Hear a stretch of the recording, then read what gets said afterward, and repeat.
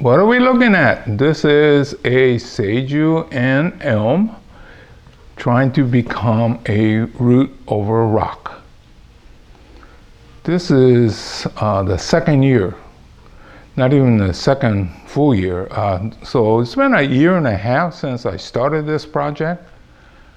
What I'm trying to do is to see how fast I could get it to be a root over rock and to the point where it's sellable. A lot of people do these root over rock and they spend a decade. Well, I'm a businessman. I need to get there a little faster.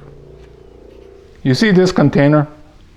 You see that black band? Well, that is holding this soil in place. You can see the crack in it. Well, the rock was a little bit on the larger side, and when I put it in, it kind of cracked the pot. Well, the pot itself is more than 20 years old. You talk about a guy that recycles, that would be me. It's not so much I try to save. I can't get these anymore. These were good products that came out of Canada, and either they quit or somebody quit importing them. Anyway, so I'm gonna go ahead and get started on this root over rock of a Seju and elm. So I'll get it into a mica pot first, and then we'll get down to the styling. So out of the green pot, it looks like this. I just need to go look for the next training pot. Hopefully I have a mica pot that would fit this. It looks like it could work. Now this rock, if you're wondering, we usually call it Murphy's rock, and they have, this is the limestone part, but they come mixed with limestone and petrified wood, and it comes from the Murphy's area. It's near the, well, it's off of 49, and 49 was the road for most of the gold mines. Anyway, but I bought it in Sacramento. When I was landscaper, I used to visit different places for my work, and then I always found something that I would add to my purchase because I was thinking about doing this in the future. Anyway, so I'll go ahead and pack this down and call it finish, hopefully.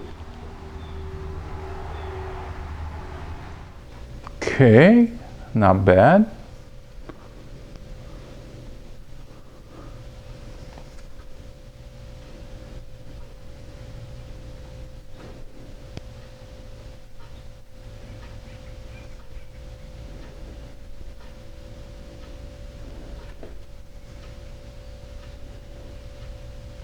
Okay, let me get started on the pruning. Well, that was prune heavy.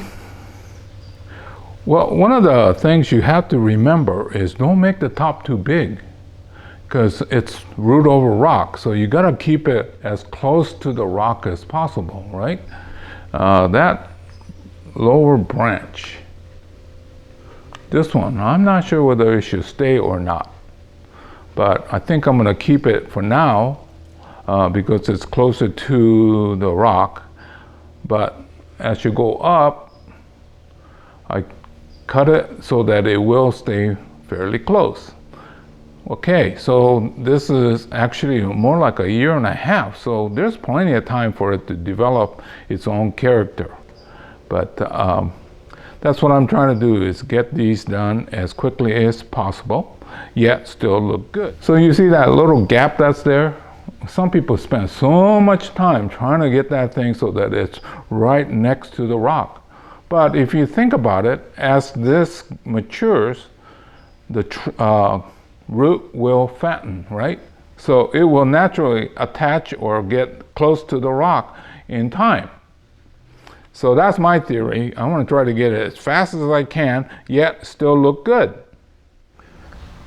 I think most of us that are in the bonsai business tend to be kind of fanatical. or OC they call it. But I'm thinking, you know, in time, even with the little gap between the root and the rock, it will fill in. Well, remember my Uncle Taka's root over rock? That thing was engulfing the rock. So with time, this will do the same thing. Unfortunately, it'll take you 60 or 70 years though. So I think I'm going to leave you now. This is going to get fed. Now, usually I say do not feed when you disturb the root. The root was not disturbed. The whole thing went in, scratched the side so it's not coiling, took some soil off the top, but that's not a big deal. And I added fresh soil. So I could feed this, put it in more sun than it used to be, and it's be well on its way. So this has been a root over rock, Seiju and elm, and the rock is called the Murphy's rock. It's sandstone. Like I was saying before, Murphy's rock quite often has petrified wood mixed with the sandstone.